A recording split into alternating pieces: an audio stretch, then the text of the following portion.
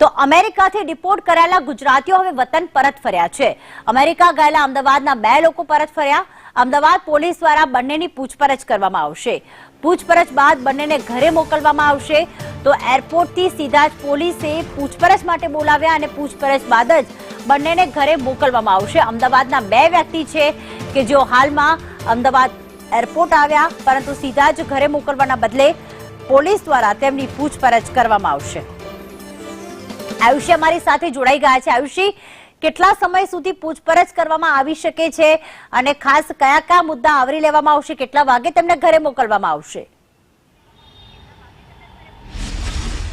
બિલકુલ પ્રીતિ, જે રીતે અમેરિકાથી ડિપોર્ટ કરાયેલા ભારતીયો જ્યારે જે વતન પરત આવ્યા છે, મોકલવામાં આવ્યા છે, તેમાં 33 જેટલા ગુજરાતીઓ છે અને 2 જેટલા અમદાવાદના જે યુવકો છે, ત્યારે હવે તેમની પૂછપરછ કરવામાં આવશે। કઈ રીતની પૂછપરછ હશે, શું કાર્યવાહી કરવામાં આવશે, સહયોગી જિગ્નેશ પટેલ છે, તેની સાથે જ વાતચીત કરીશું। જિગ્નેશ, આજે પરત આવ્યા છે ગુજરાતીઓ, જેમાં અમદાવાદના છે, કઈ રીતના તપાસ કરવામાં આવશે, કયા કયા મુદ્દાને લઈને તપાસ થશે? આયુષી, જો આખા કેસ પર નજર કરીએ તો જે 33 લોકો ગુજરાત પરત આવ્યા છે તેમાં અમદાવાદના 2, એમાં પિન્ટુ પ્રજાપતિ અને જિગ્નેશ ઝાલા, કે જિગ્નેશ ઝાલા પોતાના પરિવાર સહિત અમદાવાદ આવ્યા છે, પરંતુ તેઓ એમનું ખાલી માત્ર રહેઠાણ અમદાવાદનું હતું, પરંતુ તેમનું મૂળ વતન ગાંધીનગર પાસેના જિલ્લાઓમાં તેમનું ગામ છે, માટે તમામને અહીંયાથી ગાંધીનગર લઈ જવામાં આવ્યા છે અમદાવાદ એરપોર્ટ પરથી। ત્યાં તેમની પ્રાથમિક પૂછપરછ થશે। મહત્વનું છે કે સ્ટેટ આઈબી દ્વારા, એટલે કે ગુપ્તચર એજન્સીઓ દ્વારા તેમની પૂછપરછ છે તે અમદાવાદ એરપોર્ટ પર જ વહેલી સવારે કરી લેવામાં આવી છે। તેમના પાસપોર્ટની ખરાઈ કરવામાં આવી છે, તેમના રહેણાંક એડ્રેસની ખરાઈ કરવામાં આવી છે, અને તેઓ અમદાવાદથી જ્યારે દેશ છોડી અને અન્ય દેશોમાં ગયા હતા ત્યારે કયા દેશના વિઝા લીધા હતા,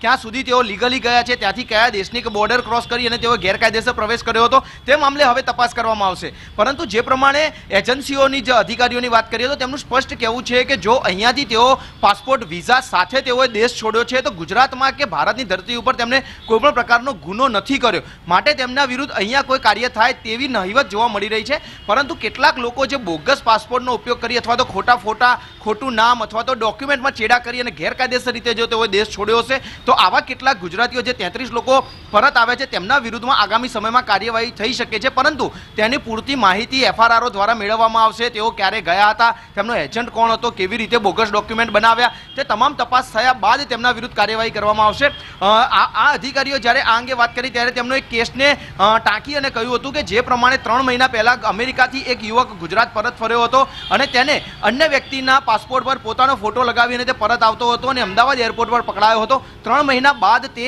યુવક અને તેના એજન્ટ વિરુદ્ધ ગઈકાલે અમદાવાદ SOGમાં એક ફરિયાદ દાખલ કરવામાં આવી છે। એટલે અત્યારે જે 33 લોકો અમદાવાદ પરત ફર્યા છે તેમાંથી જે ગુજરાતીઓ છે અને તમામના જે એડ્રેસ અને ડોક્યુમેન્ટ સહિતના જે પુરાવા પોલીસે લીધા છે તેમાં જો કોઈ પ્રકારના ચેડા થયા હશે તો આગામી સમયમાં તેમના વિરુદ્ધ કાર્યવાહી થઈ શકે છે। પરંતુ પોતાના ઓરિજિનલ પાસપોર્ટ ઉપર અથવા તો ઓરિજિનલ દસ્તાવેજ સાથે જે લોકોએ વિઝા મેળવી અને ભારત છોડ્યું છે તેમના વિરુદ્ધમાં અહીંયા કોઈ પણ પ્રકારની સ્થાનિક લેવલે કાર્યવાહી થવી થોડી મુશ્કેલ દેખાઈ રહી છે। જી આયુષી, બિલકુલ, તો જે રીતે જે સહયોગી જિગ્નેશે જે રીતે જણાવ્યું કે અલગ અલગ મુદ્દાઓને લઈને તપાસ કરવામાં આવશે અને તેમાં પાસપોર્ટ સાથે જો કોઈ છેડા કરવામાં આવ્યા હશે તો તેની સામે કાર્યવાહી પણ થશે।